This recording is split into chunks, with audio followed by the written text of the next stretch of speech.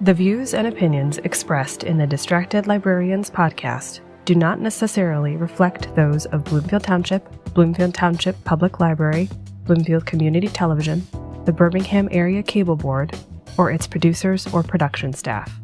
Hello and welcome. We're the Distracted Librarians, your friendly neighborhood bookworms who can't resist the siren call of movies, video games, music, and everything else in the pop culture universe. Think of this podcast as a digital campfire where we share our latest obsessions, analyze the hidden depths of our favorite distractions, and maybe rediscover the joy of reading in between. So, if you're a fellow media junkie, a book lover, or someone looking for a fun, engaging escape from your daily grind, you've come to the right place. Sit back, relax, and prepare to get delightfully distracted with us. Hey everybody!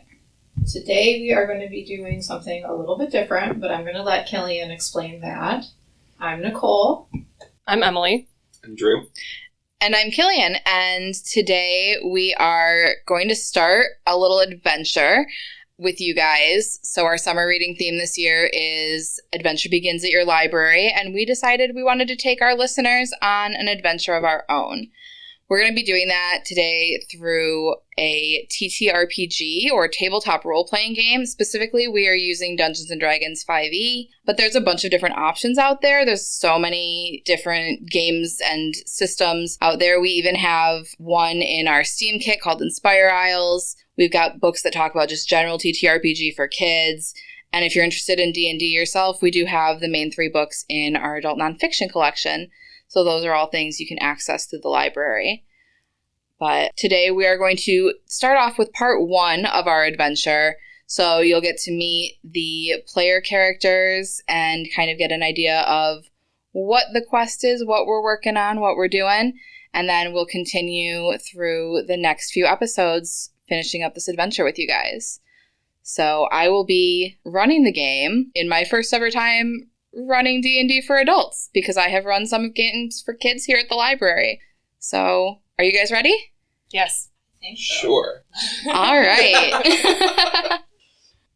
So, we are journeying to the Silverleaf Forest. Our party members find themselves in the Silverleaf Forest Palace, which is at the center of the forest, where they've been brought after responding to an ad searching for some adventurers. They find themselves alone in a small but nicely adorned sitting room of the palace, waiting for someone to come and give them the details of their quest ahead.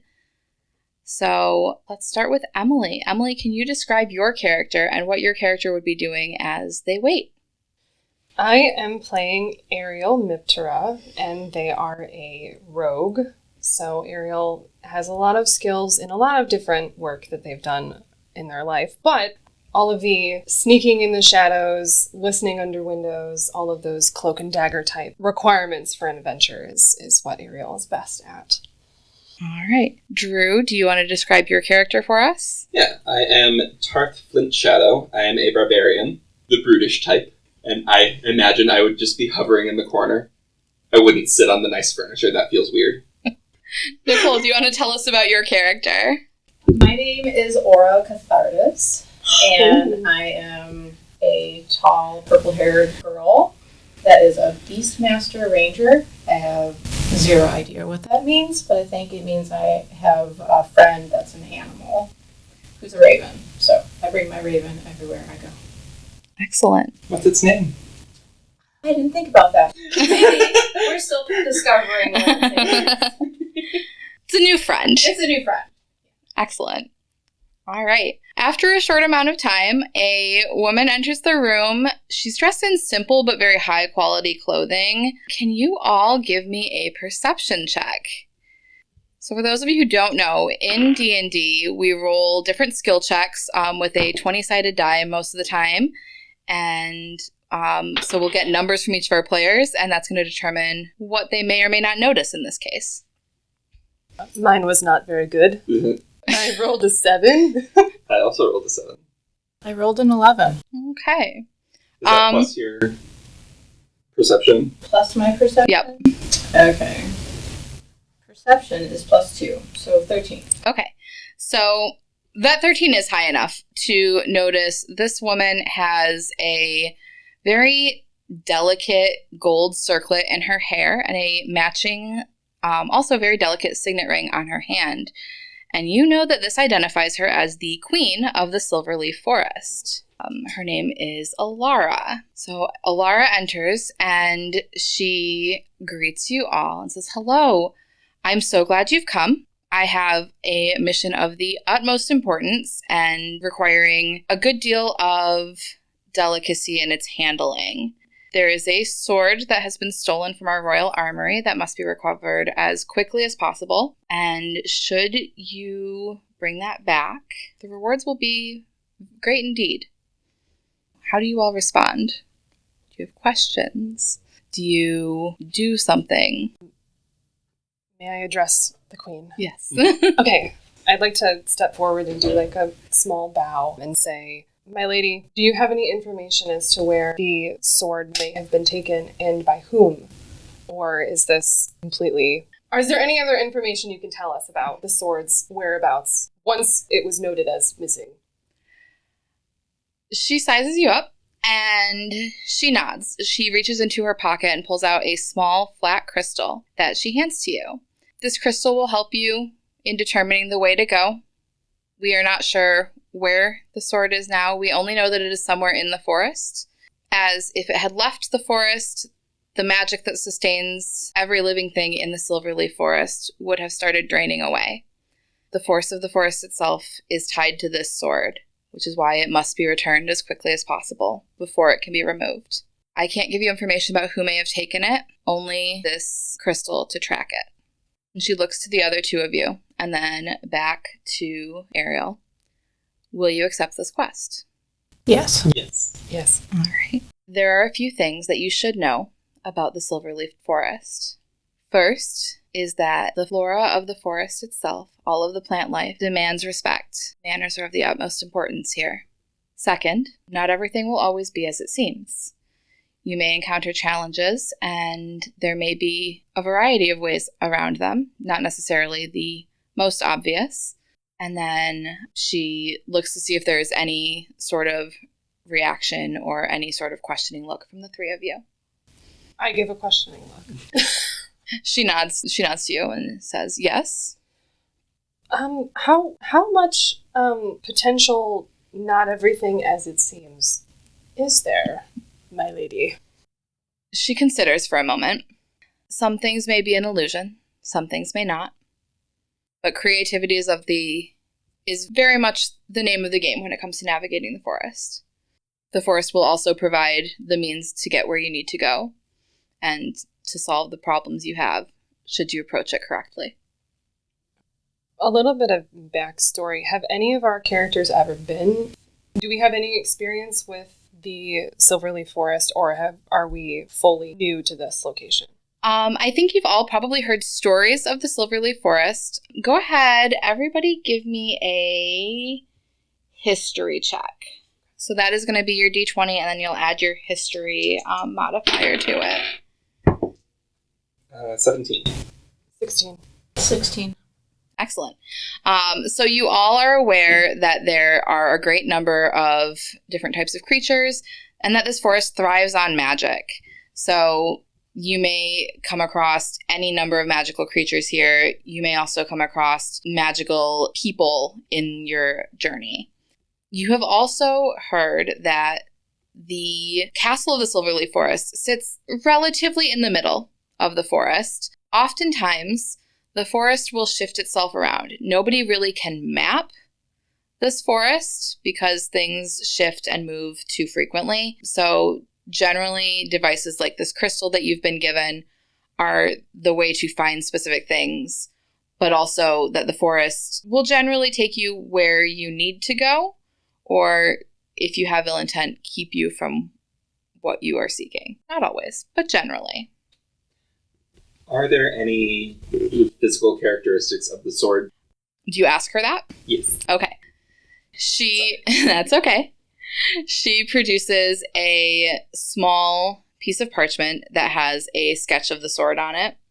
It seems at first to be a fairly basic longsword, but when you look closely at the image, you can tell that while it is a simple hilt, it does have some very specific wire working around the hilt that would be easily identifiable.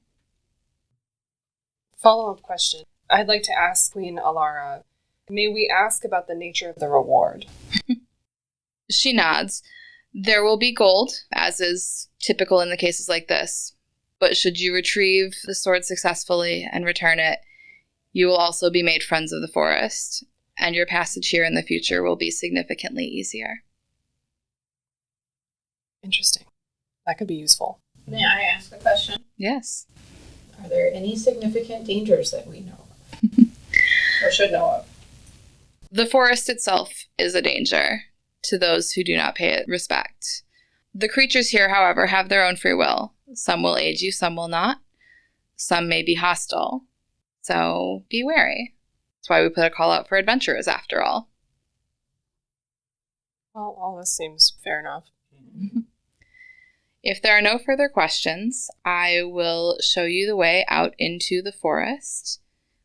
And she leads you from the sitting room and out through a door into what appears to be a rather spacious garden that is enclosed by a very tall hedge fence. She wishes you luck and disappears. And as she disappears, you realize that the door that you've entered through has also disappeared. Oh. So we're sort of locked out now. And blocked in. Great.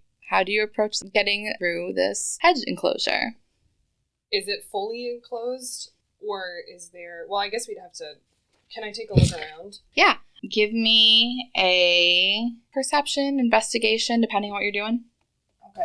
I'd like to just take a general turn around the enclosure, just to kind of get my bearings of what it looks and feels like. Okay. If you're just surface level looking at things, perception. If you are looking a little more closely at anything, that would be investigation. Okay. I'll do investigation. Okay. 9. Okay. It's a very tall hedge fence. Probably not super climbable efficiently. You get the sense that there is a way out here, but it is a pretty dense hedge. This is part of the forest. These are forest plants. Okay. So we may ask we for talk permission to the hedge. Should we talk? Yeah, I will ask the hedge to produce a door. How do you ask the hedge? What do you say to it? I say, "Hello, Mr. Hedge. Could I please escape the garden?"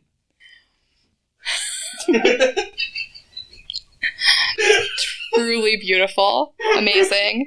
very polite. We're totally not getting through this one. Mr. Hedge. What if it's a female head? I have no energy. I don't know why that's an answer to your question, but it is. Okay, so... Beautiful. So the area of hedge directly in front of you opens, and you are able to step through. Hey, Wow, that was... Barbarian. gentle giant. That being said, it snaps shut immediately behind Tarth. Oh, so now we're inside the head. Please. I would like to address the hedge, please. Go ahead. Oh, hedge, with your beautiful leaves and foliage, may I enter into the forest? The hedge opens for you and allows you to pass. Can I, scoot behind Aura? Too good for the hedge. I'm not trying to disrespect the hedge. I just want to see if I'm just testing. I'm just checking. Give me an acrobatics check. Okay. 8. I'm not rolling very well so far. As you attempt to pass behind Aura, the hedge snaps shut, and the thorns of the hedge deal 2 points of piercing damage. That's rude, but also fair. I will then address the hedge and say, "Oh, hedge, please forgive my disrespect. May I pass and join my comrades?" The hedge seems to hesitate for a moment, as if considering. Fair. And then, with a disgruntled rustle of leaves, opens for you. Okay. As you pass through, it snaps shut quickly behind you, just barely not causing further damage. Okay, so now we have kind of a general information about what not to do, maybe. Forest is finicky. Yeah. Don't cut any corners. We'll learn from my mistakes. And I also have 2 points of hedge damage. My other thought was absolutely to take my axe to the hedge. I'm glad It's probably good that you didn't. Yeah.